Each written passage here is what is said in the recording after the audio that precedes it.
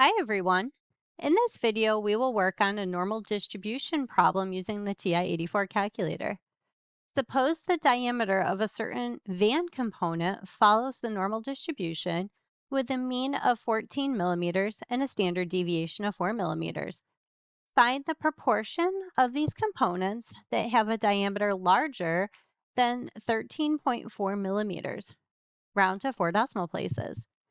In order to perform this calculation, we need to use normal CDF, and that's located in the distribution menu. We can find the distribution menu on the vars key. So in the upper left-hand corner, we see DISTR in blue, which means we need to click on the second key first, which is also in blue. So we'll click on second, vars, and then from here, we need to arrow down to number 2, which is normal CDF. We'll go ahead here and click on enter. Now the lower bound is 13.4. So we're going to enter that in and then arrow down to the upper bound, which is 9,999 in this problem. Oftentimes you will also see 1e to the 99, which is generally a large number that is used. However, for this problem, either one will give you the same answer. We're now going to arrow down to the population mean, which is 14, and then arrow down to the population standard deviation, which is 4.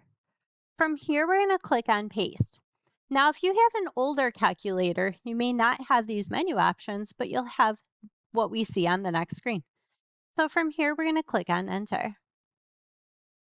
So older calculators, when we click on second vars, will pop up with this menu option for normal CDF, in which case you would have to type in the lower bound, followed by a comma, which is above 7, then the upper bound, comma, mean, comma, 4.